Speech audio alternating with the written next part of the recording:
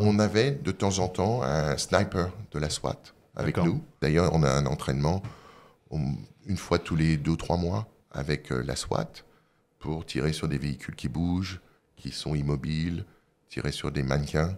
Et c'est impressionnant la précision qu'ils ont.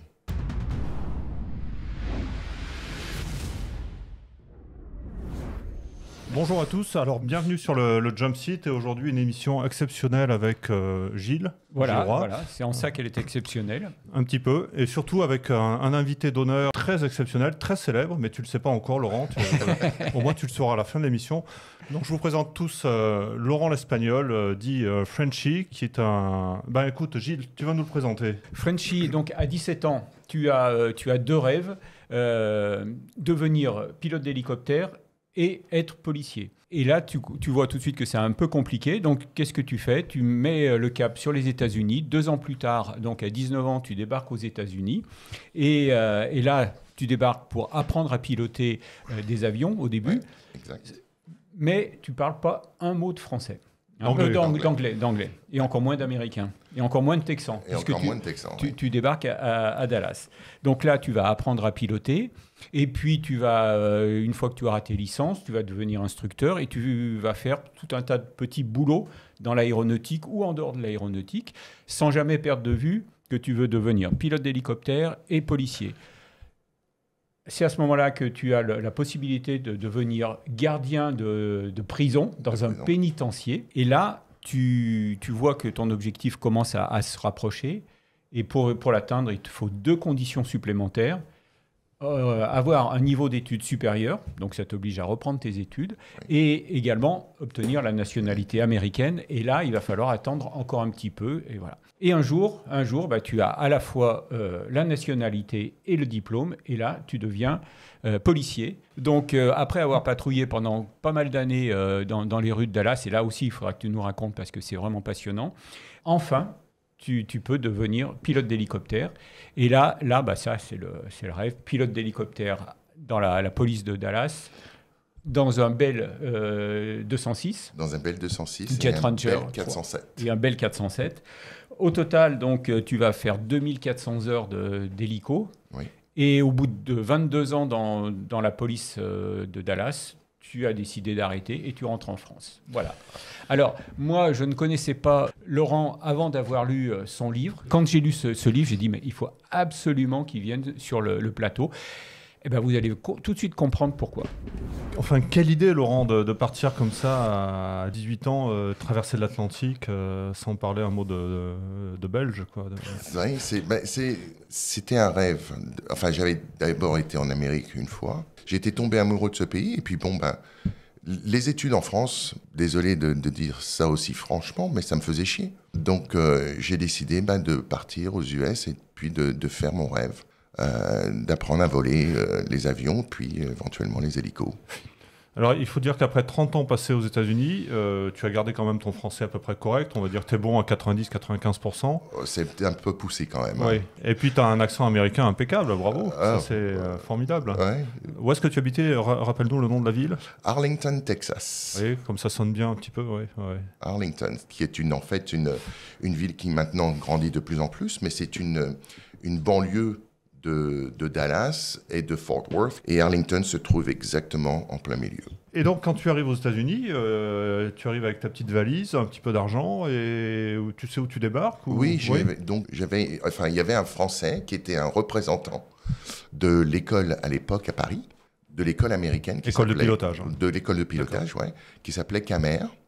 Et donc, c'est lui qui se démenait à faire tous les papiers vis-à-vis de l'immigration pour avoir le visa d'étudiant, pour que tu puisses rentrer aux US sans problème et puis commencer à faire tes études, qui étaient, je crois, valables à l'époque 12 mois, renouvelables 6 mois.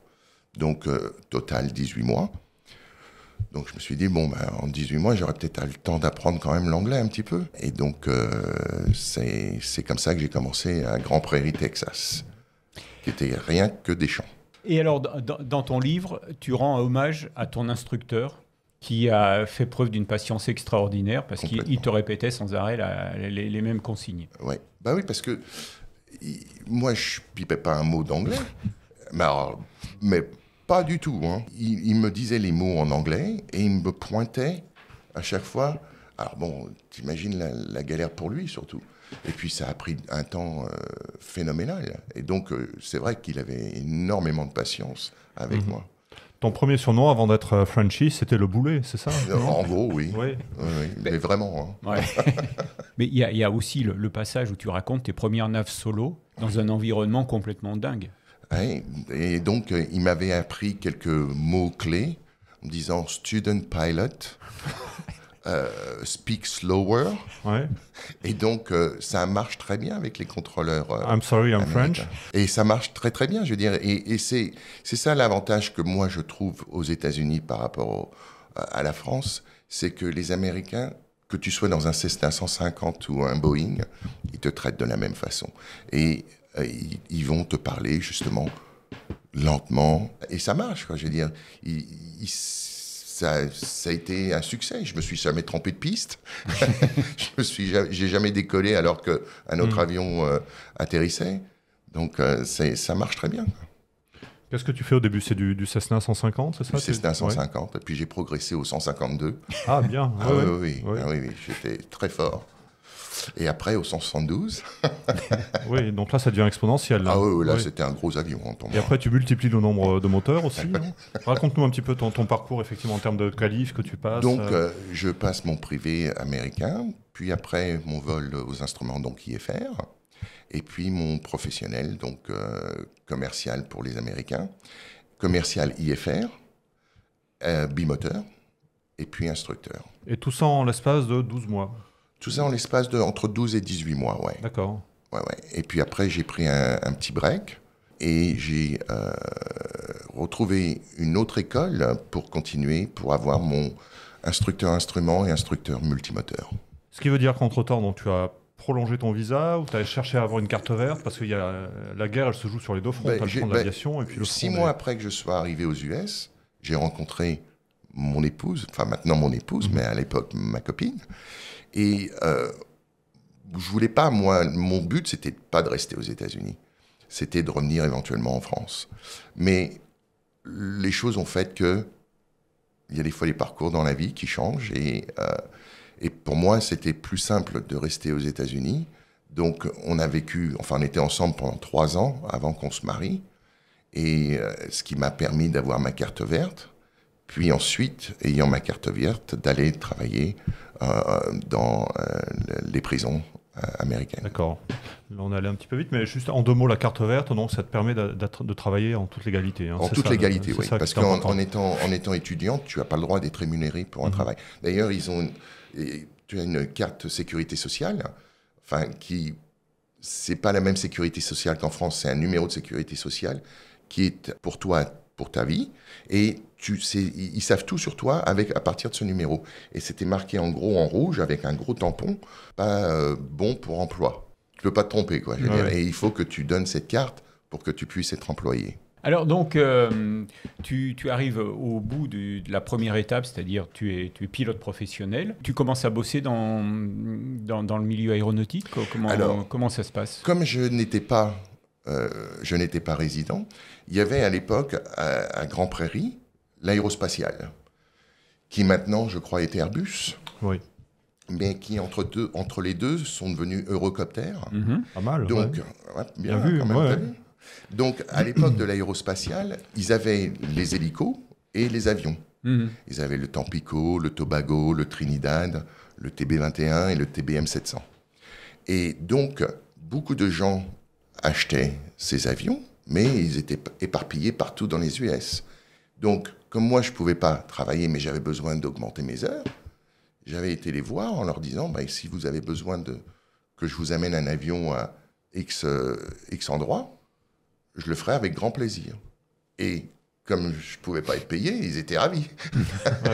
C'est grand plaisir à Grand Prairie, quoi. Voilà, c'était grand plaisir à Grand Prairie. Et donc, ça m'a permis de voyager un petit peu partout sur le sol américain pour ramener des avions. Ça, je suppose qu'il y a pas mal de pilotes américains qui l'auraient fait aussi. Le fait que tu aies été français, ça a aidé vis-à-vis de l'aérospatiale Je pense, oui, je pense. Parce que, déjà, c'était beaucoup de Français qui étaient en charge de l'aérospatiale. Donc, parlant un peu la même langue, Oui. un peu, hein, Un petit peu, un ouais. petit peu, la même langue, on a pu développer une relation, si tu veux.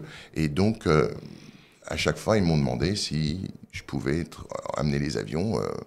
J'ai été à Los Angeles, j'ai été à New York, j'étais un petit peu partout de la côte ouest à la côte est. Et tu as fait ça pendant combien de temps?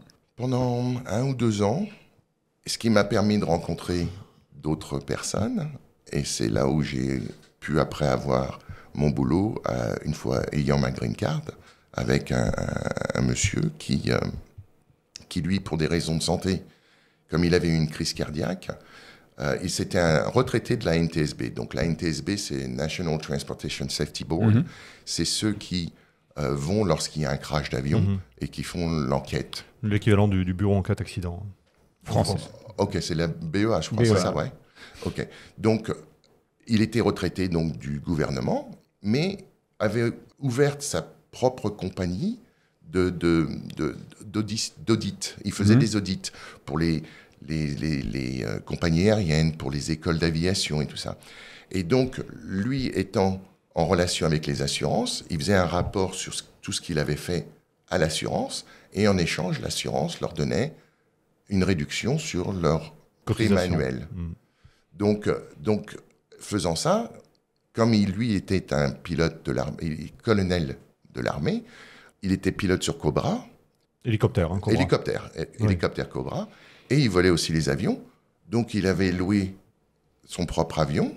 Et comme il avait une crise cardiaque auparavant, sa femme ne voulait plus qu'il vole tout seul. Donc, il nous avait embauchés pour l'emmener un peu partout dans les US et faire des audits. Quand tu dis qu'il volait les avions, c'est un anglicisme. Il était tout à fait dans la légalité, mais il volait en avion. Oui, il volait en avion. Oui. Il ne volait pas les avions. C'était pas un méchant. Non, c'était pas un méchant. Voilà, d'accord. Que dans les grandes surfaces. Ça ne nous regarde pas, ça. Non, je plaisante. À quel moment tu rentres dans le pénitencier? Alors, déjà avant, j'avais rencontré lors de mes études à Grand Prairie des flics. Il y avait 4 flics qui avaient acheté un Mounet et avec qui j'avais très sympathisé. C'était des flics de Grand Prairie. Et ils m'ont dit, parce que moi j'étais fasciné par l'uniforme américain, leur posture, leur voiture, leur sirène, enfin le truc que tu vois à la télé. Tu avais 8 ans, quoi. Voilà, en gros, j'étais un petit bébé devant tout ça. Et ils m'ont dit, écoute, pourquoi tu viens pas faire un tour avec nous en voiture? J'ai dit, je peux? Ils m'ont dit, bien sûr, t'as un permis de conduire américain? Je dis, oui. Pof, ils ont fait les papiers. Et dans la semaine, j'étais avec eux en voiture à répondre aux appels de police. Et je suis tombé amoureux de la police, enfin déjà que j'aimais beaucoup, mais encore plus, parce que maintenant j'étais au milieu de l'action. Et donc, ils m'ont dit, pourquoi tu vas pas à Dallas où ils ont des hélicos, et puis tu rentres en tant que flic et tu peux voler pour eux. Mais bon, à l'époque, je savais pas voler les hélicos. Donc, c'est là où commence l'autre histoire. Il faut dire aussi que l'hélico, ça te fascine et c'était vraiment ta passion. C'est ma passion, plus que les avions. Beaucoup plus même. Enfin, largement. L'avion, c'est trop facile. C'est pas que c'est plus facile. Pour moi, l'hélico, c'est magique. C'est une machine qui, à l'origine, ne veut pas voler. Et tu défies toutes les lois de la physique. Toutes les lois de la physique en hélico. Quoi. Ouais. Et puis, c'est vachement méticuleux. C'est une précision que j'adore, enfin que j'adore personnellement. Et alors, tu commences à apprendre à piloter l'hélico? Alors, sur le même aéroport, il y a ce monsieur qui s'appelle Roger Smith, qui, lui, est chef pilote pour la télé américaine, ABC, donc une sous-traite à Dallas, WFAA, et lui vole un écureuil. Étant français, évidemment, je vais le voir. Et il avait aussi un Bell 47. Et donc, il me dit, si tu veux, on va faire un tour. Comme c'était lui le propriétaire. Oui, tordez-moi le poignet un petit peu plus. Et donc, il m'emmène en Bell 47. Et effectivement, je suis tombé amoureux de cet hélico. Et donc, c'est là où a commencé ma passion pour l'hélico. Et puis, il m'a fait des prix dérisoires, quoi. Prix du carburant, en gros. D'accord. Parce que tu as commencé à accumuler, mais de façon informelle, ou tu as commencé une formation très formalisée sur hélico? Ça a été Au début... Ou tu montais juste des heures Non, au début, ça a été avec un instructeur qui était un ancien du Vietnam et avec qui j'ai appris beaucoup. Et c'est lui qui se chargeait de moi pour m'instruire en hélico. Mais c'était un prix dérisoire. Je veux dire, ça me coûtait $120 de l'heure en hélico. C'est cadeau. Quand je vois le prix des hélicos en France, c'est même pour un Bell 47, si tu peux en retrouver. Oui, voilà, c'est ça, c'est ce que j'allais te dire. Aujourd'hui, le Bell 47, c'est devenu un collector, donc ça en coûte encore plus cher. Ouais. Donc tu montes 16 heures, tu gardes en mémoire les petits tours. Tu fais que, en fait, ces premières années, tu étais jeune et beau et tu passais ton temps à monter avec des inconnus dans leurs voitures et dans leurs hélicos. Voilà. Tu as gagné ta vie comme ça C'est comme ça, ou t'avais un métier à côté? Non. Je pouvais pas travailler. Il est bizarre ce garçon, je sais pas qui on a invité. Non, mais j'avais pas de... Il ne le dit pas dans son livre. Non, il dit pas tout. On ne faut pas tout dire, sinon ça... Mais bientôt le film, attention, sur Canal+. Moi, je pouvais pas travailler à l'époque. J'avais deux choix. J'avais soit le choix d'aller dans les compagnies aériennes, ou soit le choix de faire ce que j'avais voulu faire, c'est-à-dire la police et les hélicos, que je n'aurais plus jamais faire en France. D'accord. Donc j'ai choisi cette voie-là. Puis en plus, je voulais être à la maison tous les jours. Eh oui. Et oui, tu avais une femme. Oui. Il fallait s'en occuper. Effectivement. Et c'est elle qui t'entretenait, d'ailleurs. En plus, d'ailleurs. Oui, donc il fallait pas la lâcher, quoi. Non. Pas de bêtises. Ouais. Non, c'est pour ça que je lui dois tout. Oui. Et donc, alors il y a cet intermède que tu citais, Gilles, du pénitencier. C'est plus qu'un intermède, là. C'est combien d'années? 2 ans. Comment tu as fait pour en arriver là, cette déchéance? Tout le monde m'a dit, en attendant, avant que tu puisses avoir ta nationalité, en général, aux US, ils aiment bien que tu aies un parcours. Donc, pour moi, je travaillais dans un mall en tant que gardien... Un centre commercial. Oui, dans un centre commercial, pardon. En tant qu'agent de sécurité. Et il y avait un shérif, un membre du shérif, un député, qu'on appelle, qui, lui, ce sont des flics. Un adjoint. Un adjoint shérif, qui, lui, est flic, mais qui travaille aussi dans le centre commercial. Pour si jamais il y a une arrestation, il peut s'en occuper directement. Et donc, il m'a dit, écoute, comme je travaille pour le département du shérif et que les prisons font partie du département du shérif, nous, on embauche tout le temps en tant que gardien de prison. Et tu n'as pas besoin d'être citoyen pour travailler en tant que gardien de prison. Ta carte verte suffit. Donc, j'ai dit, OK. Donc, j'ai été et j'ai fait la demande pour travailler en tant que gardien de prison. Et c'est là où ils m'ont mis dans le pire des prisons, c'est-à-dire le maximum sécurité et tout, que j'ai beaucoup aimé d'ailleurs. Tu m'étonnes. Tu aimes tout ce genre de situation. Ouais, non, tu montes avec les sympa. gens dans les voitures, tu vas dans les pénitentiaires. Mais non, parce que tu rencontres des gens qui sont... tu apprends la société comme ça. Ah oui, complètement, oui. Et puis tu rencontres des gens que j'ai vus dans les films en France, sur les US. Tu te dis, mais c'est pas possible, ça n'existe pas des gens comme ça. Et puis là, tu te retrouves nez à nez avec eux et tu te dis, oui, en fait, c'est bien vrai, ça existe. Et donc, j'ai trouvé ça très, très intéressant. Et alors, pendant cette période également, tu as repris tes études. Alors, parce que ça aussi, c'est quand même un sacré challenge. Alors, j'ai repris mes études, oui. J'ai été à l'université, ce qu'ils appellent Embry-Riddle Aeronautical University. Donc, ERAU, c'est E-R-A-U, qui est en fait le campus principal est à Daytona Beach, en Floride. Mais ils ont des extensions, comment on dit, succursales. Oui, des succursales un petit peu partout aux US, sur des bases militaires américaines. Et donc, vous ne pouvez pas rentrer comme ça à l'université. Et en plus, étant maintenant résident américain, ça me coûtait largement moins cher, parce que tout est payé aux US. Donc ça me coûtait largement moins cher de reprendre mes études que si je n'étais pas résident américain.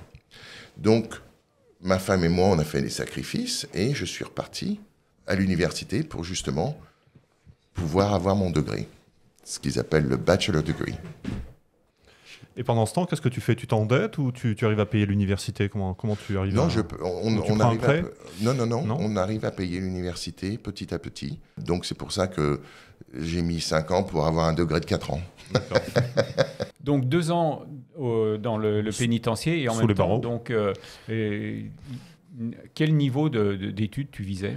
Alors, il fallait que, à l'époque, quand je suis arrivé, si tu avais donc ce qu'ils appellent un degré de 2 ans, c'est-à-dire un associate degree, c'était le minimum. Le bachelor, c'était vraiment le top. Maintenant, le master, c'est le top. Le bachelor, c'est devenu l'associate degree. Donc, moi, j'allais pour le bachelor, c'est-à-dire le degré de 4 ans après l'équivalence du bac aux US. Donc, mais avant de pouvoir faire ça, comme j'avais arrêté mes études et je ne savais pas quelle était mon équivalence aux US, il a fallu que je parte au lycée pour passer ce qu'ils appellent leur équivalent du bac, c'est-à-dire le High School Diploma aux US. Et ils ont ce qu'ils appellent le GED, le GED, le General Education Development. Et donc, tu vas, et tu es en candidat libre, et soit tu suis une formation, ou soit tu te présentes pour aller le passer. Et c'est sur trois choses, l'anglais bien sûr, les maths et l'histoire américaine. Donc j'ai fait ça et une semaine après, je me suis présenté, je l'ai eu. En candidat libre. En candidat libre, ce qui m'a permis, donc mon anglais n'était pas à cette époque, enfin à ce moment-là, trop mauvais, vu que j'arrivais à lire, écrire et parler, et ce qui m'a permis de pouvoir aller à l'université avec leur équivalence américaine pour que je puisse commencer l'université. Qui te conseille? Parce que là, c'est un parcours d'obstacles que tu nous racontes depuis une demi-heure. Là. Tu passes d'étape en étape à chaque fois. À chaque fois, oui. Ouais. Et donc, j'ai plusieurs amis. J'ai maintenant Roger Smith. J'ai Ray Wald, pour qui je travaillais, qui, lui, était retraité de la NTSB, mais qui, pour la majorité des gens dans l'aviation, Embry-Riddle, c'est l'équivalent du Harvard dans l'aviation. Donc, il m'a dit, si tu vas dans une université, autant aller dans cette université. Dans la meilleure. Dans la meilleure. Et donc, ayant eu déjà mon professionnel américain, il me donnait, si tu veux, aux US, tout marche par credit hours, ce qu'ils appellent. Donc, une classe, c'est 3 heures de credit hours. Et il faut que tu en aies 126. Donc, ayant déjà mes licences, comme c'est concentré sur une voie professionnelle, quand tu es à Daytona Beach, en même temps que tu vas à l'université, tu apprends à voler, alors à piloter. Donc, et tu acquiers tes licences professionnelles en même temps que ton degré. Ayant déjà mes licences professionnelles, ils m'ont donné ce qu'ils appellent un crédit. Et donc, il me restait plus que 60 et quelques 10 heures à passer pour que je puisse avoir mon degré. Facile. Ouais. Donc, c'était déjà pour moi une énorme économie. Et puis, deuxièmement, c'était un gain de temps qui, en fait, ne s'est pas révélé être un gain de temps parce que, comme je payais au fur et à mesure, ça s'est pas fait aussi vite que je l'aurais souhaité. Mais bon, c'est comme ça. On en arrive, ça fait combien de temps que tu es aux États-Unis? Alors, à cette époque, ça fait, écoute, ça va faire 7 ans. 7 ans. 7 ans. Marié depuis maintenant 4 ans. Et là, donc, tu te rapproches de la police, tout doucement. Tout doucement. Alors, donc, tu es toujours au pénitencier? Alors, en 97, je n'y suis pas. Je rentre en 98 au pénitencier jusqu'à l'an 2000. Mais en 98, ma femme et moi avons une petite fille. Donc, notre premier enfant. Et donc, je demande en 99, parce qu'il faut avoir été marié 5 ans, pour faire la demande de la nationalité américaine. Donc, je fais tous les papiers, je renvoie tous les papiers, et avec ma carte verte. Donc maintenant, j'ai plus rien prouvant que je suis légal. Et tu envoies l'original de la carte verte, c'est ça? Tu es obligé d'envoyer l'original. Et même une photocopie certifiée conforme, ça marche pas? Eux, ils veulent l'original. Ouais. Non, mais toi, tu peux garder quand même des papiers. Oui, mais bon, quand tu te demandes tes papiers et tu amènes une photocopie, c'est pas très... Ouais. Donc, mais bon, c'était plus trop mon problème, vu que j'étais maintenant travaillant dans le département du shérif. J'allais pas je voulais pas aller chercher un autre boulot, quoi. J'attendais d'avoir ma nationalité. Donc, j'ai envoyé les papiers, et puis bon, ben... Le temps passe. Le temps passe, 6 mois passent, rien. 12 mois passent, rien. Donc, je les appelle. Ils me disent, déjà, je suis 45 minutes à 1 heure en attente. Et puis, je les avais envoyés avec accusé de réception et tout. Hein. Et j'avais même pas reçu l'accusé de réception de retour vers moi. Donc, je savais même pas s'ils avaient reçu mon dossier. Donc, je les appelle et ils me disent, non, désolé, nous, on peut pas savoir si on l'a reçu, votre dossier. Je vous l'ai envoyé il y a 12 mois. Elle me fait, désolé. Je fais, mais comment je fais pour savoir si vous l'avez reçu? Vous attendez. OK, de retour en France à ce moment-là. Donc, effectivement, 2 ou 3 mois après, je reçois un papier en me disant, félicitations, vous pouvez venir vous présenter pour la nationalité ce jour, à telle heure, à tel endroit. Et on était, je pense, 200 personnes à venir se présenter. Donc, citoyenneté ce jour-là. Et ce qui m'a donné le droit, maintenant officiel, de pouvoir faire ma candidature pour la police de Dallas. Voilà. Comment ça se passe, une candidature dans la police de Dallas? C'est une police municipale, d'ailleurs. C'est une police municipale, donc la ville de Dallas. Ils sont enfoirés comme des porte-avions, mais c'est quand même des municipaux. Alors, le département emploie 3600 officiers de police. Est-ce qu'il y a d'ailleurs un écrémage, une sélection où tout le monde est pris Non, donc tu vas au... T'es grand, t'es chauve, tu rentres quand même. Non, tu vas comment je veux dire, au personnel, ressources humaines. Ressources humaines, tu demandes un dossier que tu remplis et qu'il faut que tu rapportes. Donc tu rapportes et c'est envoyé à un détective qui, lui, commence à faire ce qu'ils appellent un... Background. Oui, un background, mais il commence à au fur et à mesure qu'il fait ton background, il va en même temps t'appeler pour aller passer le médical. D'accord. Pour aller passer le test psychologique, pour aller passer le test du polygraphe. Oui. Oui. Le polygraphe, ça vaut le coup que tu nous racontes. Ah oui, le polygraphe, c'est assez impressionnant. C'est déjà... Il te donne un questionnaire. C'est le détecteur de mensonges, en français. Oui, c'est ça, le détecteur de mensonges. Et tu as des questions, mais alors complètement tordues.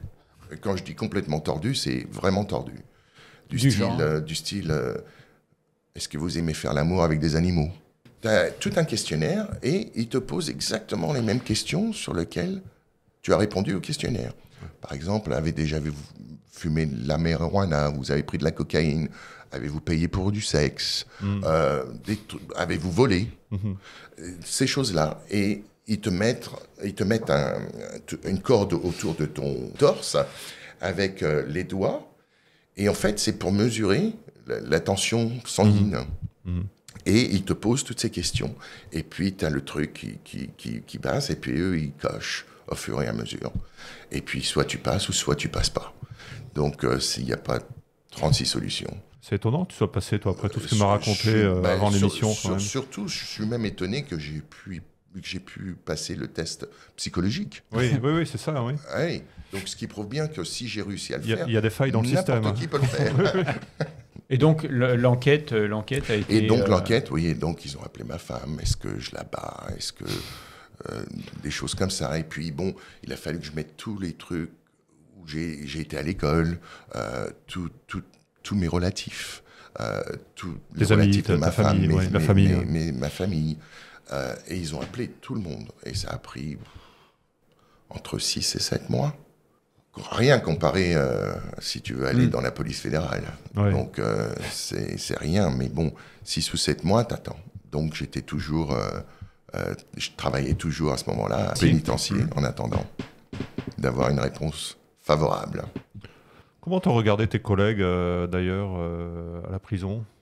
Tout le monde savait que tu étais français. Oui, bien que ton nom indique que tu es espagnol. D'où je venais. Ouais. Enfin, surtout les détenus. Oui. Ils se posaient beaucoup de questions lorsque je parlais. Ils disaient, mais d'où tu viens? Alors, je disais, Europe de l'Est. Juste pour déconner avec eux. Ouais.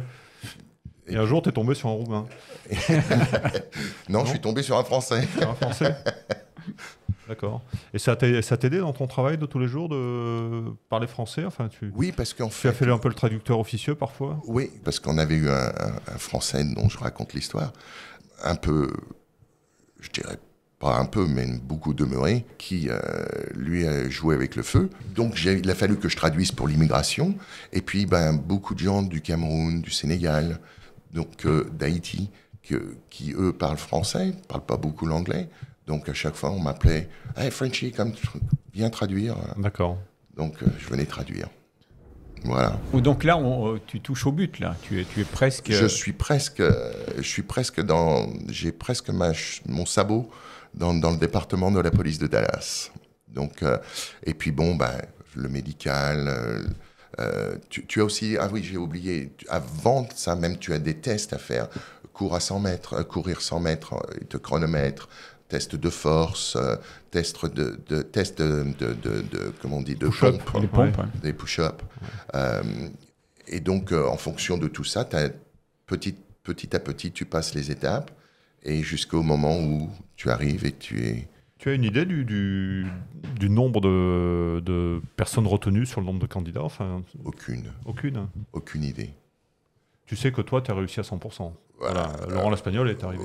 Laurent l'Espagnol y est arrivé. Ouais. Donc tout le monde doit pouvoir y arriver normalement. Normalement. Ouais. mais si par exemple, maintenant je suis parti de la police, si jamais je voulais retourner dans la police, je peux, mais mon polygraphe et mon détecteur de mensonges et mes tests psychologiques seront différents par rapport à un nouveau recrue. Ah, d'accord. Ils sont complètement différents. Ça tient compte de ton passé, de oui, tes antécédents dans la police. Oui, mais ils te demandent plus, avez-vous violé les droits civils de certains prisonniers ou des choses comme ça. Donc, des choses un petit peu plus poussées sur la police. Les pilotes d'hélico de la police mangent-ils aussi des donuts? Oui. D'ailleurs, il y a eu un gros... ça a été national sur le plan des États-Unis. Il y avait des flics de la police d'Arizona qui s'étaient posés en hélico devant le donut shop pour aller chercher des donuts. Donc, c'était pas très, très bien passé. Le donut n'était pas bien passé Non, c'était le fait qu'ils utilisent l'hélico pour aller chercher des donuts. Ça se fait pourtant. Ça se fait, mais bon... Pour aller au resto, tu te poses quand tu as la place Oui, pour aller au restaurant, parce que tu n'as pas le choix. Mais pour aller chercher des donuts, c'est un petit peu poussé quand même, je trouve. C'est comme pour aller à la boulangerie et acheter des croissants. Oui. Enfin, je verrais mal un hélico de la gendarmerie atterrir en plein milieu du centre pour aller même déjeuner. Oui, bien sûr. Donc, ça y est, tu arrives dans la police. Voilà, je suis maintenant dans la police et c'est le premier jour de l'académie. Et on commence l'académie. Et donc, le premier jour, en fait, c'est remplir les papiers pour l'assurance médicale, pour la retraite, pour tout ce qu'il faut amener ce jour-là, votre carte de sécurité sociale, votre degré, ce qu'ils appellent le transcript.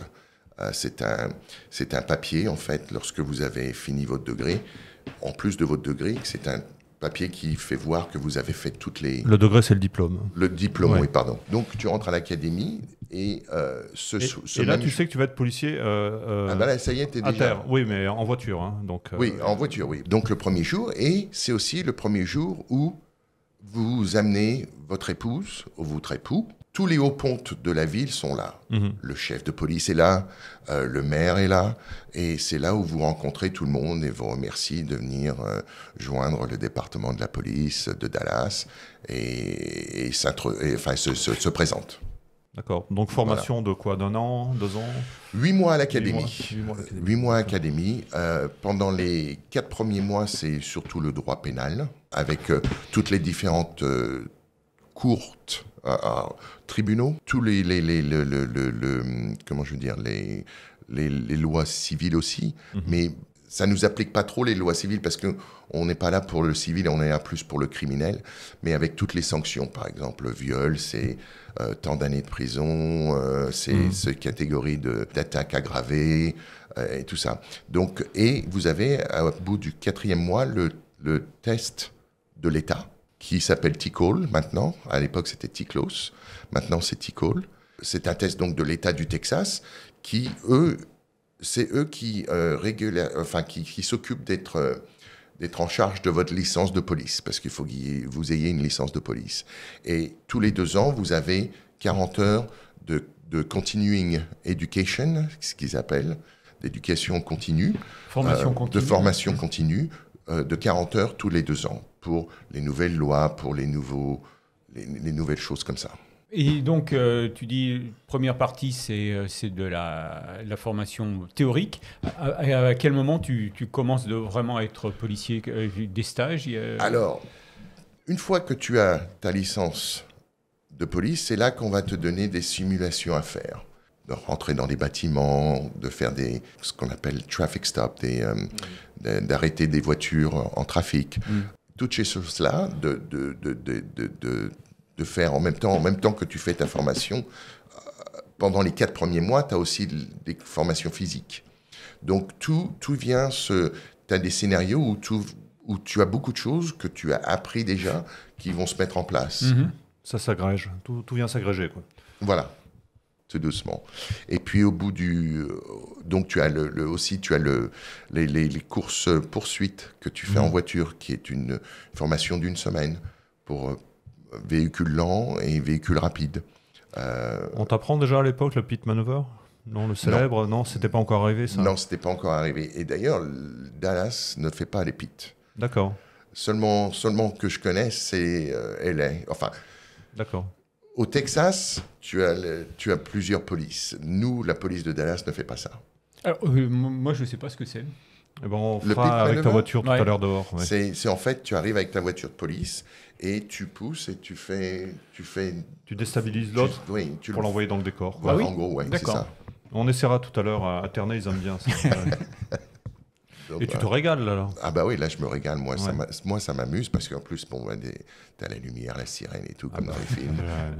Là, t'as 8 ans toujours. Toujours 8 ans, oui. Alors Martin voulait savoir combien de personnes tu avais tuées dans l'exercice de tes fonctions. C'était un peu indiscret, Martin, cette question, mais je pense que c'est le moment de la poser. Oui, honnêtement, je suis content de jamais avoir eu à le faire. J'ai failli le faire 2 fois. Ah oui. Voilà, ouais. Martin. 2 fois. Failli. Oui, bien sûr. Heureusement que ça ne m'est jamais arrivé. Et tu as déjà ouvert le feu dans le cadre de ton travail aussi ou... Non, jamais. Jamais en 22 ans. Et je suis très fier de ça. Oui. Très, très fier. Déjà, tu as gagné du temps en paperasse. Déjà, en stress. Oui. Parce que c'est super stressant. J'ai été impliqué indirectement.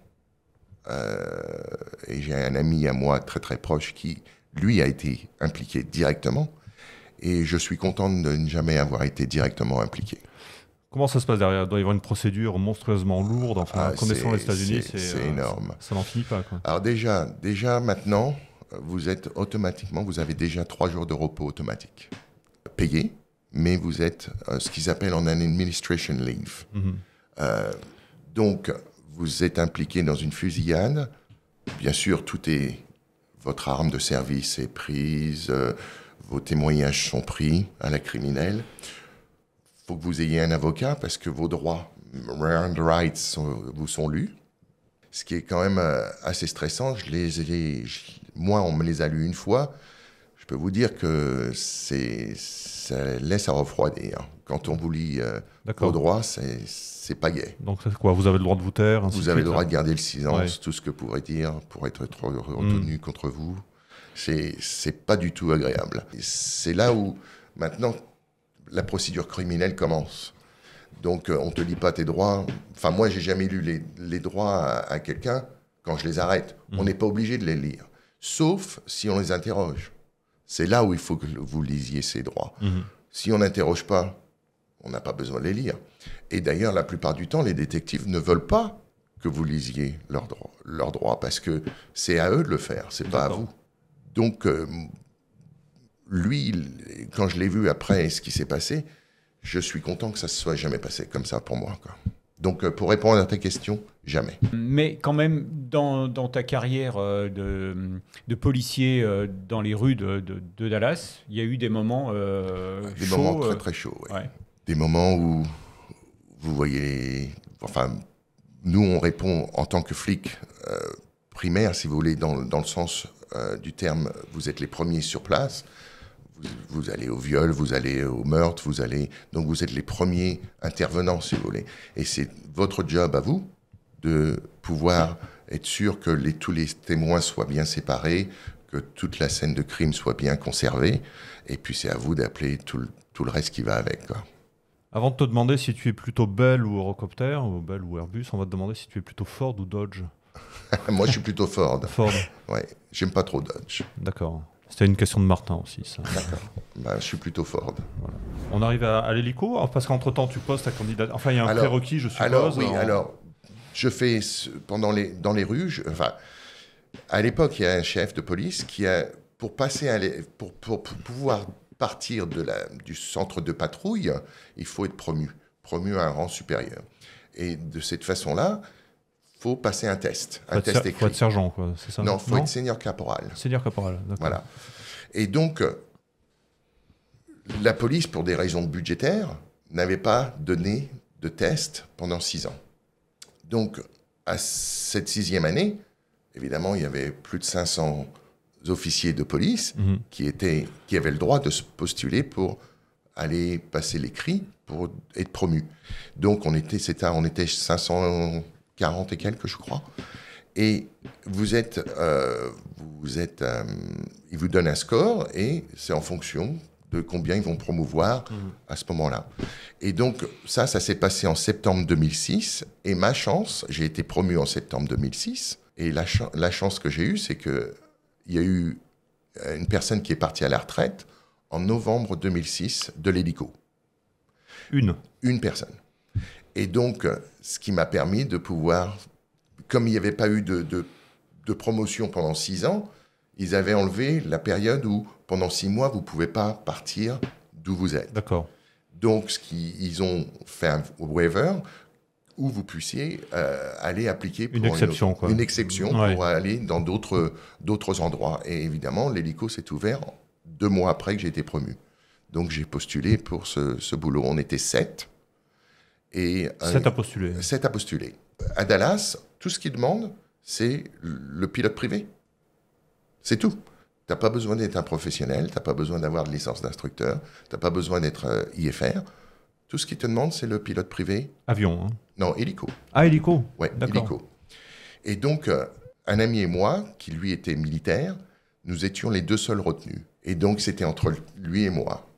Et donc, j'ai eu de la chance que ce soit moi. C'est l'ami tu nous racontais qui est tombé par la fenêtre, c'est ça, là? Non, qui vient un accident malheureux? Il a disparu, je ne sais pas où il est passé. Tu n'as plus de nouvelles depuis? J'ai plus de nouvelles. C'est bizarre, ça. Non, je plaisante. Moi, jamais. Oui. Pas avec ça. Moi, toujours. D'accord, très bien. On va bien s'entendre. J'ai été sélectionné et j'ai commencé à ce moment-là ma carrière dans les hélicos en mars 2007. Combien de temps après être arrivé aux États-Unis? Donc, 17 ans après. 17 ans, oui. 17 Quel ans chemin? après. Ouais. Donc, en ayant fait le cours du pénitencier, de l'université et tout ça. C'est ce qui s'appelle avoir de la suite dans les idées, ça. Oui, et d'ailleurs, c'est ce que ma femme a adoré chez moi, c'est que je mis mon train sur des rails et j'ai jamais dévié. Et alors, ton arrivée dans le département des hélicos, comment ça s'est passé? Alors, mon arrivée, ça a été... Déjà, je suis arrivé avec beaucoup plus de qualifications que ce qu'ils demandaient. Donc, et ce qui est bizarre, c'est que les gens se sentent menacés. Dans le sens menacé, pas par moi, parce que bon, je suis personne, mais par rapport aux qualifications que j'ai, qu'eux n'ont pas. Mm-hmm. Et donc, ils ont l'impression que je vais vouloir changer une équipe qui gagne, en fait. Alors que c'est pas du tout moi. Et ils sont vite aperçus que je n'étais pas comme ça. Donc, après, j'ai été plus intégré. Mais à chaque fois, ils me charriaient avec mon accent en me disant « Parle anglais, on ne comprend rien de ce que tu dis. Ouais. » Donc, mais de l'huile. Voilà. Et donc, quand tu arrives comme pilote d'hélico chez les policiers de Dallas, tu as quoi comme qualification? Alors, j'ai mon professionnel hélico, instructeur hélico et instructeur instrument hélico. Ah oui, donc là tu as la totale. Là. J'ai la totale, oui. J'ai pas mon pilote de ligne hélico, que je vais avoir plus tard, mais j'ai tout ce que tu peux avoir en hélico pour l'instant. D'accord. Donc c'est sûr qu'on comprend qu'ils aient eu peur, qu'ils se soient sentis menacés s'ils avaient juste, eux, une licence de pilote privé. Ben oui, et puis après, ils ont eu leur licence professionnelle, mais nous, t'as pas besoin d'avoir une licence instrument, parce que Tu vas pas servir à grand-chose aux officiers si tu es dans les nuages et que tu vois pas le sol. Donc, notre vol aux instruments en hélico, il n'y a pas besoin, quoi. Et toutes ces qualifs supplémentaires, elles t'ont permis de gravir les échelons plus rapidement ou de faire des choses plus intéressantes? Non, ça m'a permis... La seule chose que ça m'a permis, c'est de pouvoir enseigner lorsque... Il y a souvent une rotation de lieutenants qui ont des... Ils veulent toujours avoir des nouvelles idées ou de se faire voir mieux vis-à-vis de l'échelon. Donc, un des lieutenants voulait qu'on commence à voler aux instruments. Et donc, comme j'étais le seul qualifié à voler aux instruments, il m'a demandé de commencer à enseigner aux instruments. Mais on a très vite arrêté parce que ça sert à rien. Et puis, c'était... Et le Bell, parce qu'à l'époque, là, vous volez sur Bell 206 et 407 également, c'est ça? Oui. Le 407 est IFR, donc? Il est équipé, il n'est pas certifié. Ah, d'accord. Et le 206, non, par contre? Il est équipé, mais équipé pas aussi, certifié. Ouais, d'accord. Martin nous demandait aussi, mais qu'est-ce qui nous prouve que Laurent l'Espagnol est vraiment la personne qu'il dit être? Est-ce que tu peux prouver d'une manière ou d'une autre que tu as été policier aux États-Unis, ou est-ce que tu es un mythomane? J'ai mon badge, si ça peut vous faire Ah oui, parce qu'on a reçu beaucoup de mythomanes ici, donc maintenant on se méfie. Oui. Bon, alors attendez, regardez bien là. J'ai mon badge de la police qui veut dire retired, retraité. Ouais, je ne sais pas si vous le voyez. Et ça marche en France, ça? Non, tu payes le pas du tout. Non, ça marche pas. T'as pas essayé de gruger dans le train, ni rien? Et puis ça, c'est ma carte officielle du département. C'est ce qu'ils appellent ID, avec marqué en dessous retraité honorablement après 22 ans de service. Voilà. Ok, donc, merci. Je ne suis pas que mytho. Donc, vous étiez combien de pilotes d'hélico dans ce service? Alors, quand je suis arrivé, nous étions 15. Il y avait 2 sergents, un lieutenant et 12 pilotes. 12 pilotes en rotation qui couvraient 24 heures sur 24. Et les horaires de jour étaient de 6 heures le matin à 16 heures l'après-midi. Et les horaires de nuit étaient de 20 heures le soir à 6 heures le matin. Et le gap entre 16 heures et 20 heures était couvert par une personne de jour et une personne de nuit. C'est-à-dire que moi, si j'étais affecté en jour, le lundi, donc mon lundi, même si c'était un mercredi, au lieu de commencer à 6 heures, j'arrivais à 10 heures le matin. Mais je travaillais jusqu'à 20 heures. Et si tu étais de nuit, sur ton vendredi, quel que soit le vendredi de la semaine que c'est, tu arrivais, au lieu de venir à 20 heures, tu arrivais à 16 heures, mais tu finissais à 2 heures du matin. Et donc, vous étiez un seul pilote en même temps ou Non, tout le monde est pilote dans la police de Dallas. Donc, même celui qui est à gauche, qui est assis à gauche et qui joue le rôle de la police est un pilote et a les doubles commandes. À gauche, c'est l'observateur. Hein, c'est l'observateur, oui. Voilà. Et à droite, donc le pilote. Le pilote. Mais les deux sont qualifiés pilotes. Les deux sont qualifiés pilotes, oui. Alors qu'il y a beaucoup de services de police aux États-Unis où tu as 2 qualifications différentes. Tu as une qualif pilote et puis une qualif tactical observer. Fort Worth, donc, qui est la deuxième grande ville mise à part Dallas, eux, ils utilisent des pilotes civils. Et c'est un pilote civil et un officier de police qui était avec eux, qui lui s'occupe que de la police. Mais il n'a même pas les doubles commandes. D'accord. Il n'a rien. Mais il a l'autorité. Et alors, quelle est la mission d'un pilote dans la police? Alors, de Dallas. Alors, nous, on répondait à tous les appels, en fait, de sauvetage, de kidnapping, de poursuite voiture. Et il y en a beaucoup aux US, des poursuites voiture, surtout à Dallas. Meurtre. Tout ce que vous pouvez penser, on nous appelait pour. Des trucs avec les animaux dont tu parlais tout à l'heure aussi? Très rarement. Alors, quoique, j'ai eu un appel parce qu'il y a eu des chevaux qui s'étaient libérés, et donc il fallait localiser les chevaux. D'accord. Mais donc, quand ils vous appellent, les policiers en voiture, eux, sont déjà sur place? Eux sont déjà sur place, ou des fois, le dispatch nous appelle avant que les officiers soient sur place, puisque notre temps de réponse est beaucoup plus court, évidemment. Pour aller d'un bout de la ville à un autre, c'est beaucoup plus court en hélico qu'en voiture. Et donc, vous restez en stationnaire ou vous tournez au-dessus de la scène Alors, l'avantage, c'est qu'on a une caméra, donc une caméra assez forte, avec le FLIR, Forward Looking Infrared, Et donc, ce qui Donc permet... infrarouge. Hein, pour, infrarouge, oui. Donc, détecteur de chaleur, quoi. Et on a aussi un computer à bord où on rentre l'adresse et la caméra se dirige déjà vers l'adresse. Et donc, notre but, c'est d'assister les officiers au sol.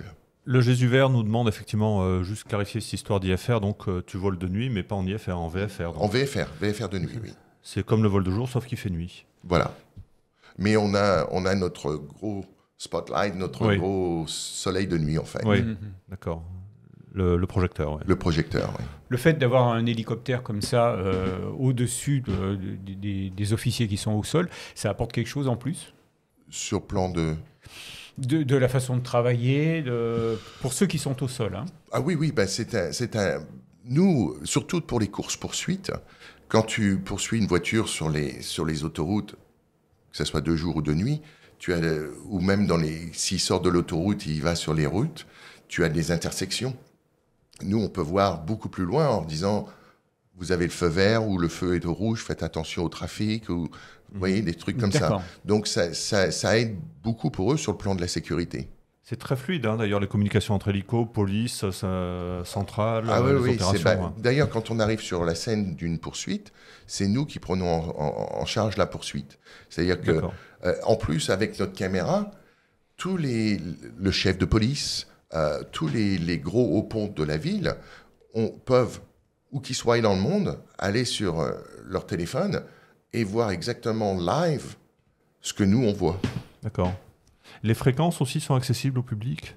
Pas de la caméra, non. Non, pas de la caméra, mais les liaisons radio, les fréquences radio, oui. Tout le monde peut écouter ce qui se passe. Vous avez une application sur le iPhone où vous pouvez écouter exactement ce qui se passe. D'accord. Apparemment, en France, non, on ne peut pas faire ça. Alors, on le fait, mais ce n'est pas autorisé, hein, c'est ça. Oui. Ah bon, ok. Je ne sais pas. D'accord. Tiens, en parlant de France, tu vas nous raconter quand même un truc extraordinaire, c'est qu'aux États-Unis, donc la police est au service des concitoyens et donc elle est redevable vis-à-vis de ses concitoyens qui la financent. Et donc n'importe qui peut aller sonner chez vous, grosso modo, avec peut-être un petit préavis et puis vous suivre en opération. Ah, ils viennent directement avec nous. Ouais. D'accord. Dans l'hélico ou en voiture. D'accord. Donc ça veut dire que tu as eu des civils dans ton hélico? Complètement. Ah oui. Et donc, ce qu'on est impliqué, ils sont impliqués aussi. D'ailleurs, donc... Allez, on l'attend celle-là, oui, vas-y, raconte-nous ça parce que c'est extraordinaire. Quand je suis revenu en France il y a à peu près 2 ans maintenant, j'étais à la gendarmerie et ils m'ont demandé si je pouvais venir faire un tour avec eux. Ding dong, bonjour, je suis Laurent l'Espagnol. Et ils m'ont regardé, l'air de dire, mais d'où tu viens?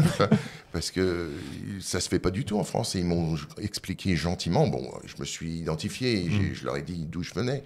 Donc ça a été un petit peu plus cool, mais ils prenaient pas du tout la plaisanterie au début quand je leur ai demandé si je pouvais venir faire un tour avec eux. Alors qu'aux US, c'est complètement normal. Mais bien sûr, monsieur, tournez-vous et mettez-les. En gros, oui. Et on va aller se promener. Ouais. Oui, non, mais alors qu'ici en France, non, apparemment, ils ne font pas du tout. Et alors, tu as des souvenirs de poursuites ou d'interventions mémorables? Des poursuites, même beaucoup.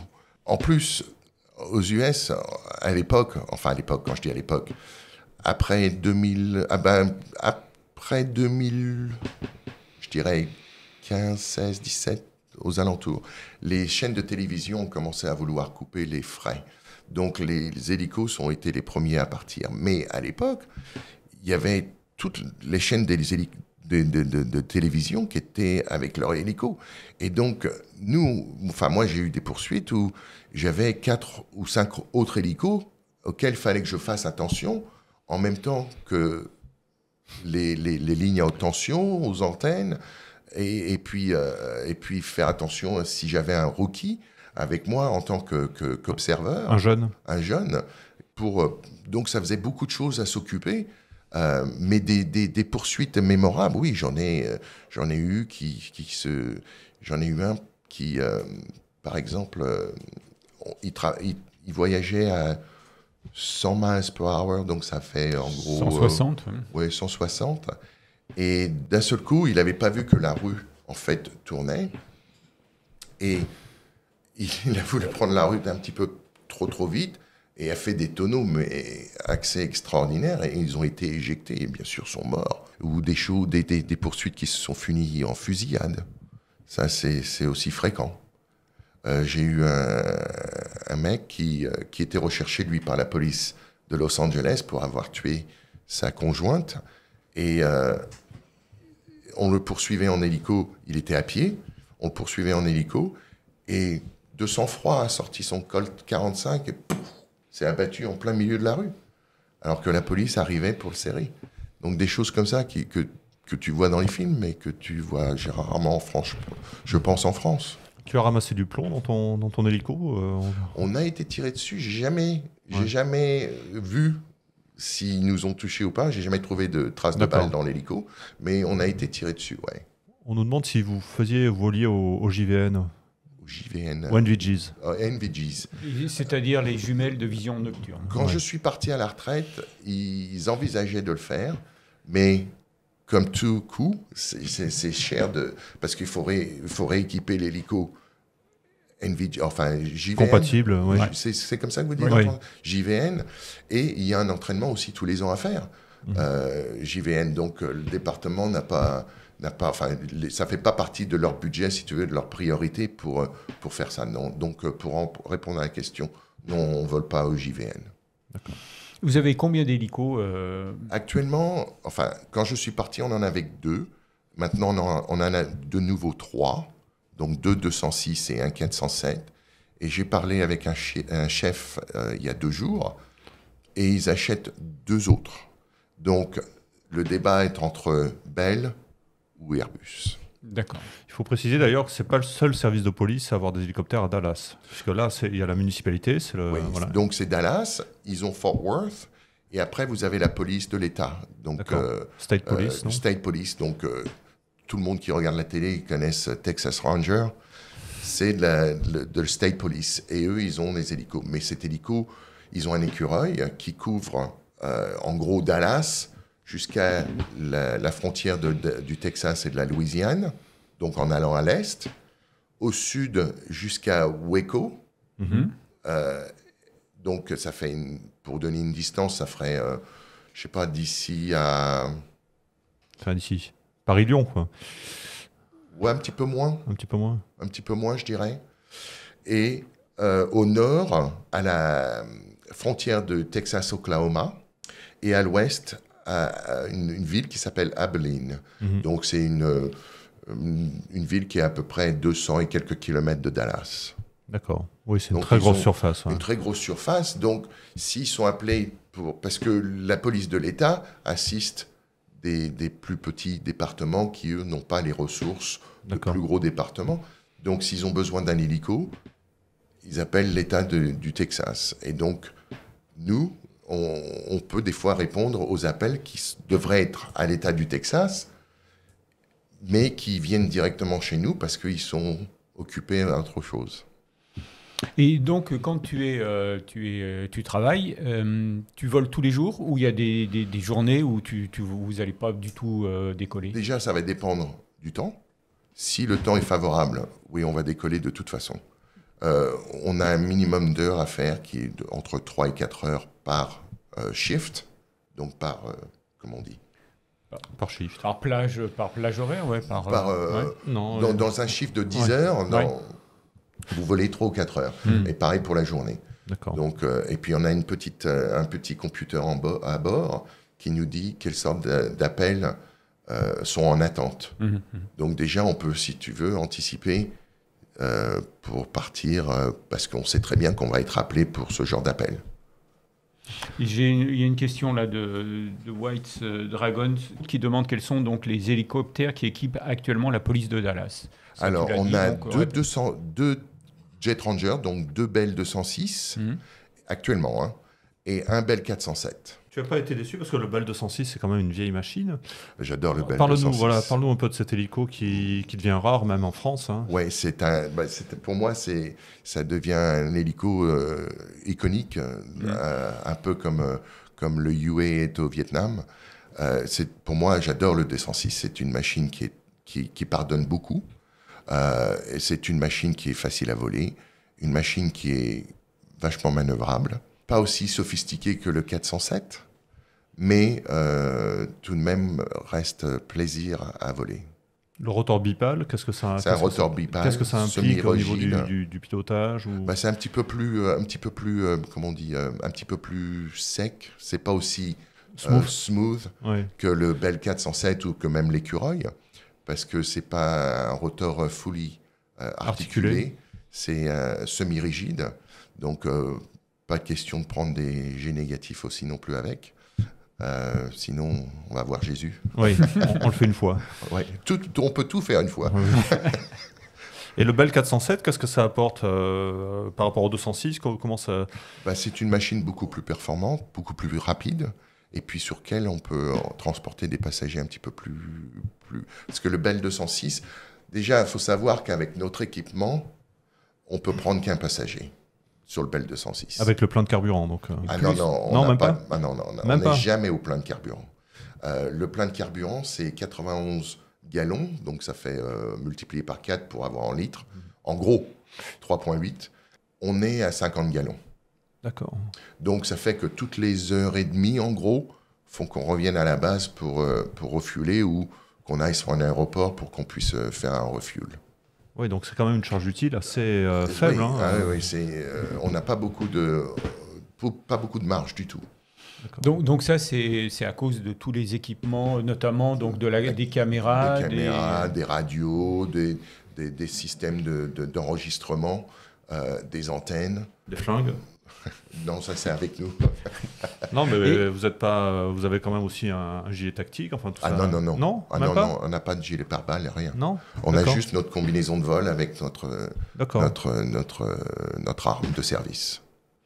Et donc, tu dis 1h30 d'autonomie, ça suffit pour faire des missions ou de temps en temps, c'est un peu juste? Des fois, c'est juste, surtout si tu es en poursuite, en poursuite de voiture, parce que bon, tu sais quand ça commence, mais tu sais pas quand est-ce que ça va se finir et où ça va se finir. Donc, il y a des fois où c'est là, c'est là la dureté du boulot, c'est de se remettre dans le mode pilote et non plus dans le mode officier de police. Parce que tu veux attraper le brigand, mais il faut savoir aussi que l'hélico, il ne vole pas de plein air. Ouais. Donc tu dis à un moment, il faut switcher et repasser en mode pilote. Et non pas en mode... Parce que tu es tellement impliqué dans la police, parce que tu es quand même flic, je veux dire, et c'est ça la dureté du boulot. C'est de savoir et de dire, non, il faut que j'arrête, avec le fuel qui me reste, j'ai assez de fuel avec ma réserve pour pouvoir rentrer à la base, remettre du pétrole, enfin remettre du kérosène, et repartir. Et ça, c'est vachement dur à faire. Parce que tu veux rester jusqu'à la fin. Tu as passé plus d'1h30 à appeler ou 1h15 ou 1h20 à faire cette poursuite. Tu sais que ça va bientôt se finir, mais tu sais pas quand. Donc, il faut pouvoir dire, non, on arrête, on va chercher du fuel et on revient. Et ça, c'est la dureté du boulot. Et ça arrive souvent? Très, très souvent. Plus souvent que j'aimerais l'admettre. Ça arrive très, très souvent. Et c'est pour ça qu'il faut faire très, très attention. Et puis, il faut prendre aussi en compte les vents.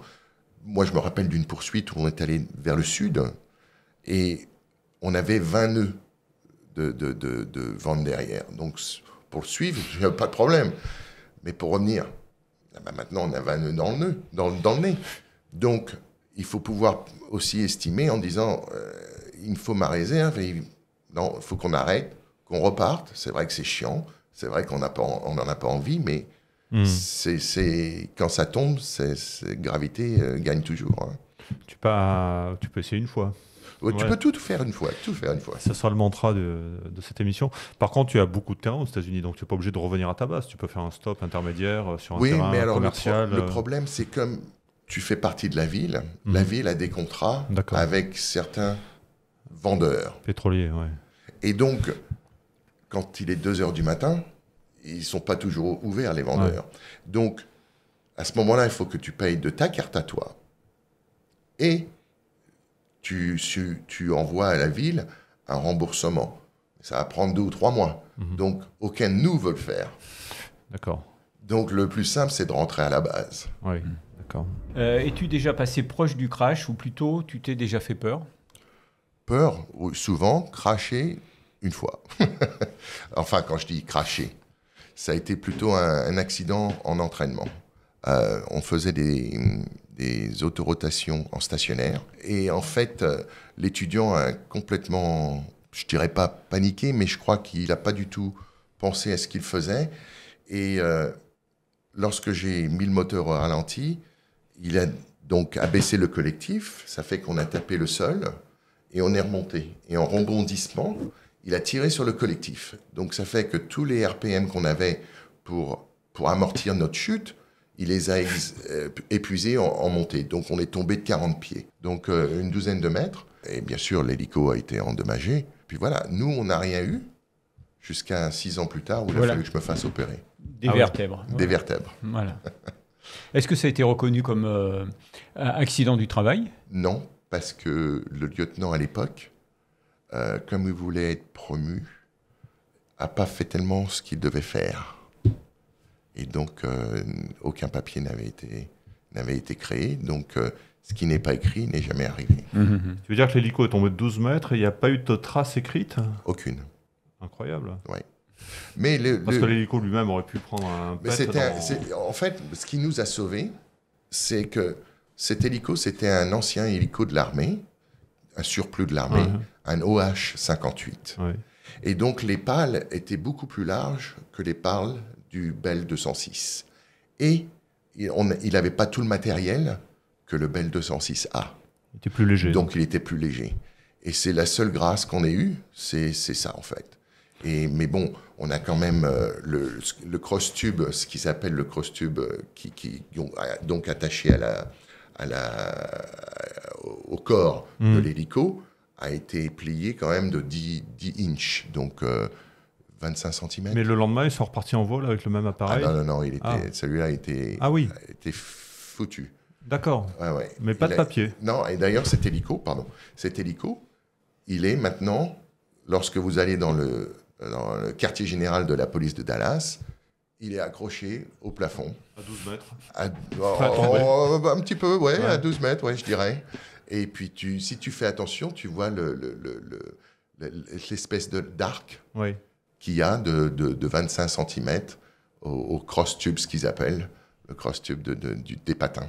D'accord, le cross-tube, ce sont les éléments qui retiennent les patins de part et d'autre. Voilà, et qui sont attachés au corps. Oui, d'accord. Et là, d'ailleurs, sont faits pour absorber le choc.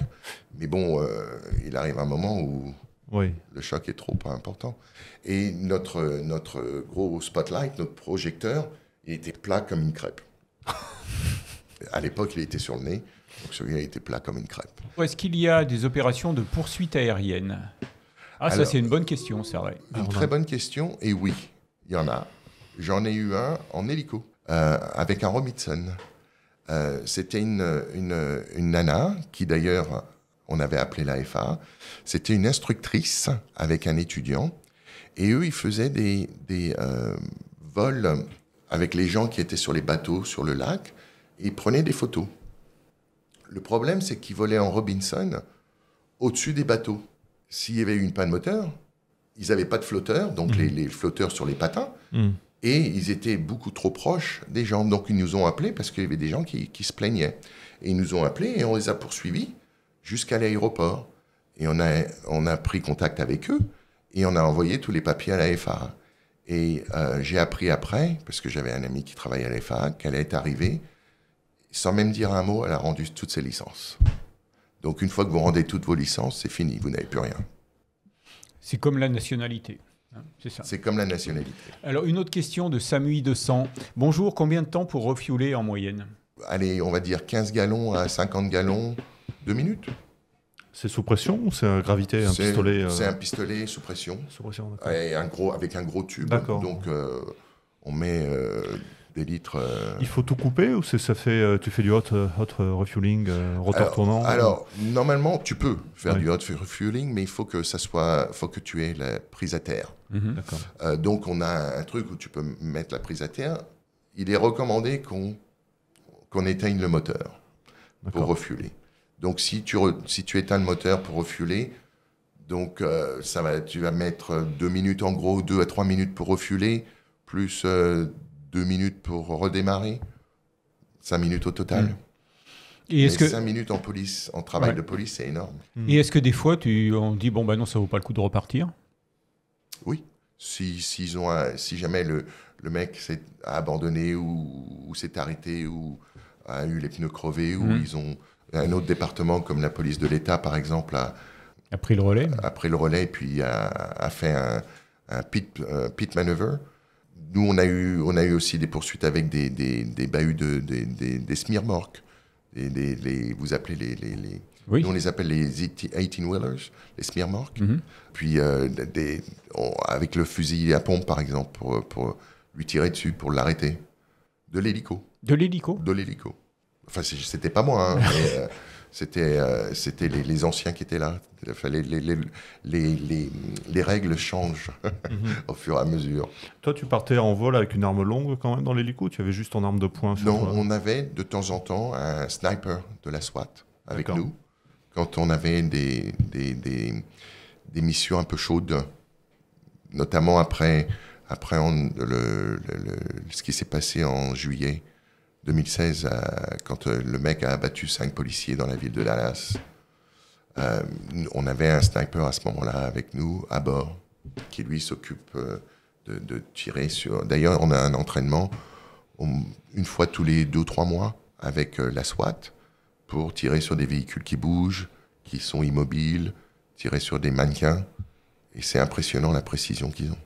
Pour ça, vous ne vous mettez pas en stationnaire d'ailleurs, vous gardez Non, toujours un peu de on a vitesse. toujours un peu de vitesse. On fait les deux, en stationnaire et avec la vitesse, à une certaine altitude et une certaine vitesse. D'accord. Et puis c'est à eux de calculer en fonction du vent et en fonction de l'altitude et tout ça, quand est-ce qu'ils doivent tirer pour atteindre la cible. Vous descendez jusqu'à quelle altitude? Lors d'une poursuite, par exemple, ou d'une... Généralement, moi, ça m'est arrivé de me mettre en stationnaire au-dessus du véhicule. Ou face au véhicule avec le gros projecteur de nuit pour l'éblouir. Mais bon, il était arrêté, hein, il conduisait plus. Donc, juste pour voir s'il était armé. Mais sinon, d'altitude, on essaye de garder une altitude minimum pour si jamais on a une panne moteur, qu'on puisse atterrir quelque part sans créer trop de dommages en propriété au sol, quoi. Mais je dirais en gros, la plupart c'est entre 200 et 300 pieds. Est-ce que vous êtes sollicité sur des événements, manifestations, émeutes ou sécurité de rassemblement? Toujours. Toujours, parce que notre caméra, on a le poste de commande de la SWAT, qui eux ont direct... La SWAT, c'est les forces spéciales, entre guillemets, Oui, c'est l'unité d'intervention. Special GIGN. Weapons and Tactics. Le GIGN? Au niveau municipal, quoi. Ah oui, d'accord. C'est très très local quand même. Oui, c'est très Ouais. local. Et c'est eux qui s'occupent pour les prises d'otages, ils ont des négociateurs, vous avez des tireurs d'élite. Donc, et ils ont un gros smear-mork qu'ils appellent le Command Center, où tout se passe à l'intérieur, et vous avez un chef de la police, parce qu'on en a plusieurs. Et généralement, c'est le chef qui est au-dessus de nous, c'est-à-dire de l'hélico, de la SWAT, de K9 et du trafic, et de la bombe squad. Donc, ils sont au-dessus de nous. Et donc, comme ils peuvent voir exactement ce que nous voyons, eh bien, c'est comme ça qu'eux, ils demandent, ils peuvent disperser les officiers qui sont au sol en fonction des émeutes ou des protestes ou des choses comme ça.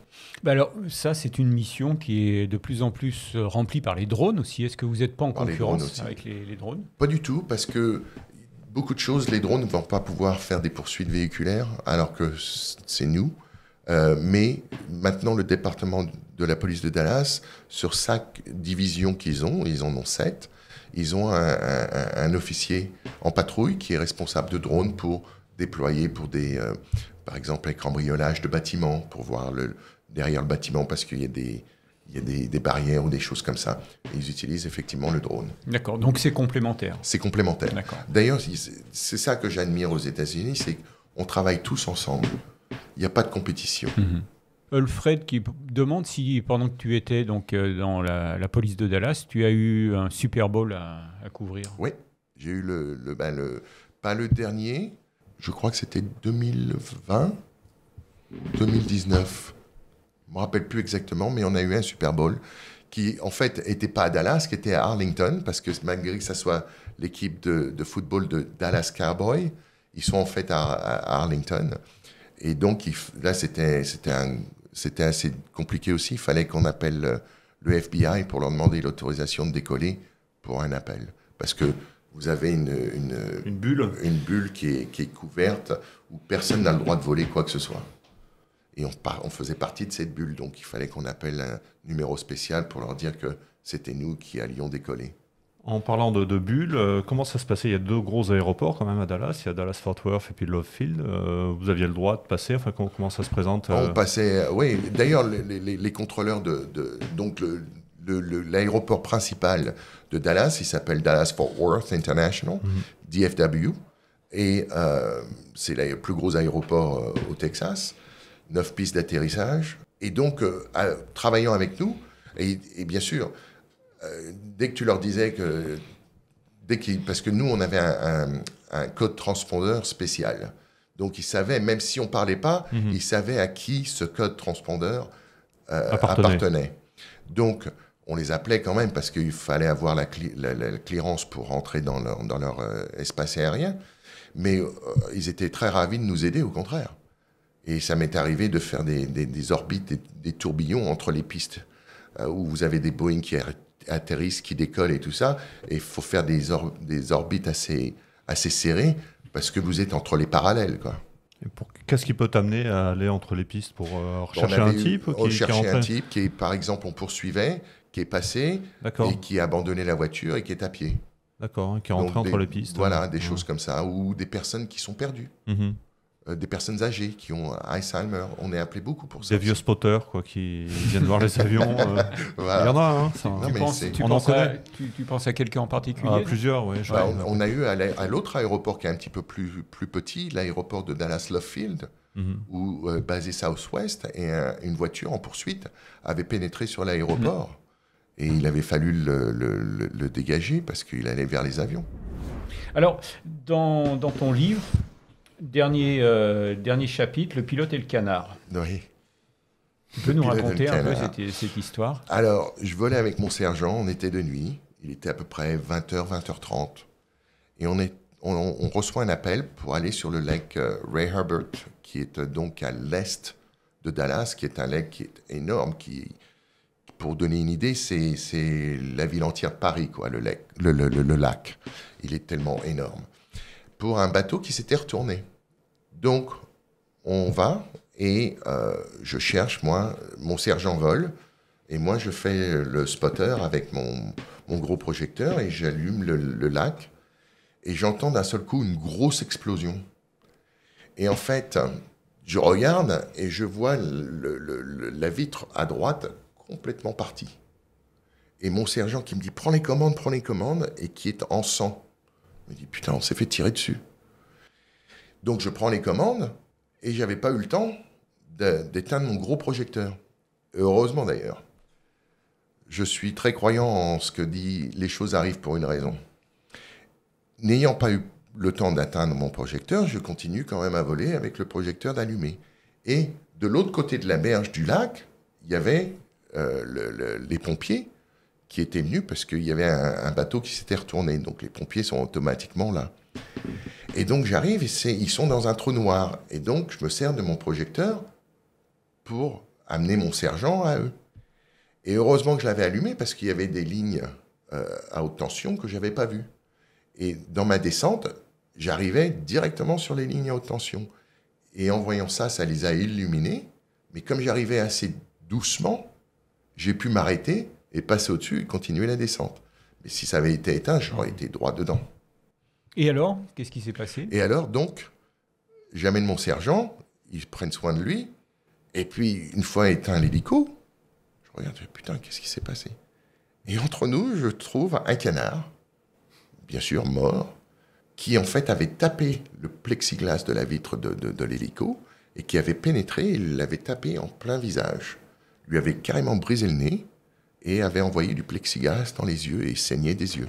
Donc, on a récupéré ce canard et on l'a fait monter sur une plaque avec un gilet de sauvetage, avec un casque, des lunettes, et puis marqué End of Watch, le 24 mars, je crois, 2015, quelque chose comme ça. 24 mars 2015 et 11 septembre. Tu étais. J'étais flic, j'étais pas dans la police, enfin, j'étais pas dans les hélicos, j'étais dans la police normale. Ouais. Enfin, quand je dis normale, comme s'il y avait une police anormale, mais dans la police en voiture. Et c'était assez impressionnant parce que les seuls qui pouvaient voler, c'était les forces de l'ordre. Donc, notre hélico, notre division d'hélico, n'avait aucune restriction. D'ailleurs, c'était les seuls, ils pouvaient tout faire parce qu'il n'y avait aucun trafic. Donc, c'était les seuls qui volaient, donc ils pouvaient faire ce qu'ils avaient envie de faire. Mais je me rappelle de ce jour comme si c'était hier. Ouais. Et quelle ambiance dans l'unité? Choquante, dans le sens où un peu, comment on dit, effrayante. Parce que tu as tellement l'habitude d'entendre les avions passer à DFW, de les voir dans le ciel, d'entendre toujours du bruit, et là, d'un seul coup, plus rien dans le ciel. C'était assez impressionnant, je dois dire.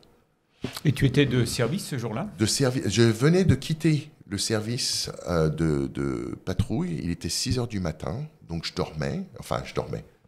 Je suis rentré à la maison, je dormais, et ma femme est venue me réveiller en me disant qu'on était sous attaque. Et effectivement, ça s'est passé à 9 heures du matin. Et donc, repartant au boulot, bien sûr, maintenant sous surveillance avec plusieurs endroits à surveiller, c'était assez bizarre. Tu es reparti à l'heure normale ou tu as été rappelé pour revenir plus tôt? Parti à l'heure normale. Oui, ouais. d'accord. Mais les gens qui devaient quitter plus tôt sont restés. On été demandé d'être restés. Enfin, on te demande pas, on te dit. On te demande dans le sens anglais du mot, quoi, demand. Oui, mais on te demande sans vraiment te le demander. On te demande juste par formalité. D'accord, oui. Okay. Et donc, pendant ces années de pilote d'hélico dans la police de Dallas, tu faisais combien d'heures de vol par mois ou en moyenne? En moyenne, je dirais entre 40 et 50 heures. Et c'était pas énorme. Hein. C'est parce que je voulais, moi, laisser les plus jeunes. Parce que ce qui se passe, c'est lorsque tu arrives dans l'hélico et que tu es en entraînement, ce qu'on dit, tous les appels sont pour ce qu'on appelle le rookie. C'est-à-dire que le plus jeune, pour justement qu'il augmente ses heures le plus rapidement possible, pour qu'il puisse passer sa licence professionnelle et qu'il puisse faire partie de nous. Parce que, pour l'instant, s'il n'a pas toutes ses heures, s'il n'a pas sa qualification, on ne peut pas, nous, prendre des jours de congé. On ne peut rien faire de tout ça. Donc, le plus rapidement possible qu'il puisse atteindre cet objectif, plus on peut prendre des jours de congé. Donc, c'est un peu égoïste. Donc, une cinquantaine, 45 entre 40 et 50 heures. Et puis, je suis entraîné pas mal. Donc, puis, il y a beaucoup d'heures que je n'ai même pas compté. Quoi. Donc... Et alors, une chose particulière que j'ai aussi découverte dans ton livre, c'est que tu avais un deuxième métier. Alors, nous, aux US, oui, la police peut travailler plusieurs boulots. Je crois que c'était à l'époque, tu pouvais travailler maximum 110 heures par semaine. Tu as 40 heures pour la ville de Dallas et tu avais un autre 70 heures où tu pouvais faire ce que tu avais envie de faire. Donc, des boulots en plus, par exemple, aller dans les centres commerciaux, tu es quand même en uniforme de policier. Donc, tu représentes la ville, mais c'est le centre commercial qui te paye. Et eux, ça a un double avantage parce que non seulement ils te payent en tant que sécurité, mais ils te payent en tant qu'officier de police. Donc, si jamais ils ont une interpellation et une arrestation à faire, ils ont déjà la police sur place. Donc, ils n'ont pas besoin d'appeler le 911, qui est le numéro de police d'urgence aux US, enfin, le numéro d'urgence aux US, je devrais dire, pour qu'il y ait des flics qui viennent et qui prennent le rapport et qui emmènent le mec à la prison. Et c'est courant comme ça que les policiers aient plusieurs... Oui. On avait même, à l'époque, on avait même une ligne téléphonique où tu appelais et les gens qui avaient besoin d'officiers annonçaient leur demande. On a besoin d'un officier ou de 2 officiers ou de 10 officiers. Et puis, on travaille aussi beaucoup de concerts. Ce qui est sympa pour nous, parce que ça nous permet de travailler les concerts et d'assister aux concerts en même temps. Ce qu'on appelle les details aux États-Unis, c'est ça? Details, oui. D'accord. C'est un système très, très particulier. Oui, mais c'est généralement managé par un lieutenant ou un chef de police. Et puis, il appelle ses officiers de police. Il a une liste avec les officiers de police sur lesquels il les appelle pour dire hey, j'ai un concert ce jour-là, est-ce que tu peux ou tu peux pas? Mais alors, travailler autant, d'abord ça fatigue, tu n'as pas le temps de te reposer, et en termes de sécurité des vols, ça n'a pas une incidence? Alors justement, c'est là où on te dit, encore une fois, c'est un peu dur à faire parce que l'argent est tellement accessible, parce qu'ils te payent grassement en tant que policier. Donc, on te dit, mais dès que ça commence, dès que ce boulot commence, si tes supérieurs voient que ça interfère sur ton boulot primaire, enfin, que tu es payé pour, ils peuvent t'interdire de travailler des boulots en plus. Quand tu dis grassement, est-ce que tu peux nous donner un petit ordre d'idée, savoir À l'époque, moi, et ça fait, je te parle de ça maintenant, il y a, écoute, parce que j'ai pu travailler de boulot, il y a maintenant 3-4 ans. Maintenant, ça a augmenté parce que je reçois toujours des demandes, alors que je ne suis plus dans... Mais à l'époque, moi, j'étais payé en gros 45 € de l'heure pour un boulot qui, généralement, avec un minimum de 4 heures. Donc, même si on avait besoin de toi qu'1 heure, tu étais payé 4. Ça vient de là, travailler plus pour gagner plus, alors Peut-être, oui. Ouais, le slogan a traversé l'Atlantique, mais pas dans les faits, en fait. Quoi. Mais attends, on a eu que les mots, nous. Il y a toujours un petit peu de délai entre il y a 10 ans, en général.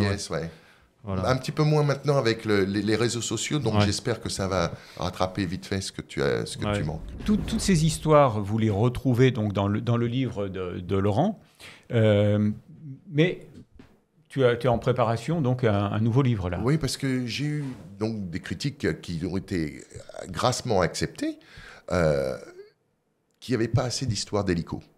Donc, ce qui est un fait. Ce qui est un fait, et ce n'était pas assez détaillé.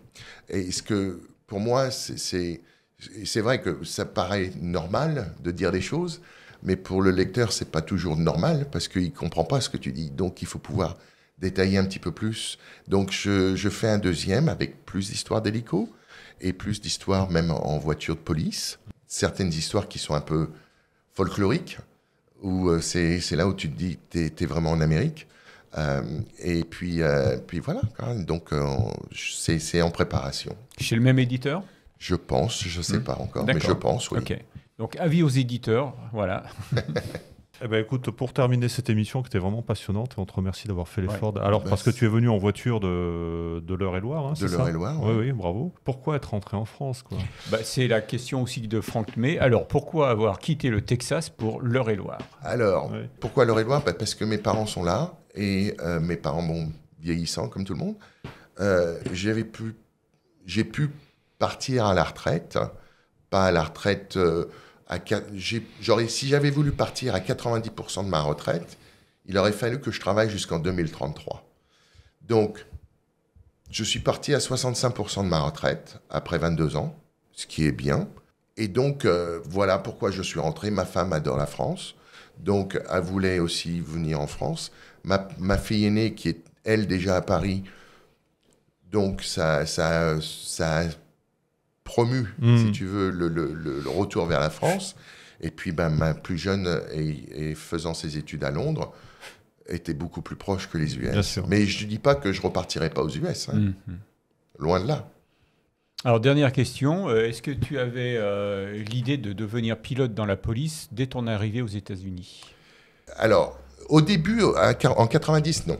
Parce que pour être flic, il faut être citoyen. Et moi, mon but, c'était pas de rester aux États-Unis. Donc, je pensais pas pouvoir le faire. Et puis, avec les années passantes, et avec ma femme, et Roger, donc, qui était le pilote de la chaîne de télé, m'a dit, mais pourquoi tu vas pas dans la police de Dallas, où eux, ils utilisent des hélicos tout le temps. Et ils n'ont pas... enfin, je ne sais pas en France, mais ce qui gouverne aux États-Unis, ce sont les assurances. Donc, aux États-Unis, si tu n'as pas 1000 heures d'hélico, dont 500 heures, 600 heures sur le Jet Ranger, par exemple, ils ne vont pas t'assurer. Ils ne veulent pas t'assurer. Déjà, même si on voulait t'assurer, ça coûterait une fortune. Alors que dans la police de Dallas, tu arrives avec un privé, tu as 50 heures de vol, tu voles un Jet Ranger. Dans le monde du civil, impossible. Donc, pour répondre à la question, non et oui. Encore merci Laurent pour être venu, Bah non, pour c'est moi qui vous remercie. tes belles histoires, ton récit, ton aventure, ta voix de radiophonique. Et puis tout le reste, quoi. Pour ce que tu es, quoi. C'est magnifique. Merci à vous. Et puis donc, dès que le deuxième volume de tes histoires de pilote d'hélico sera en librairie, tu pourras revenir nous en parler. Avec grand plaisir. Mais là, ça sera payant par contre, parce qu'il ne faut pas pousser. Quoi. On fera payer l'éditeur. Oui, voilà. Ciao. Merci, au revoir. Ciao.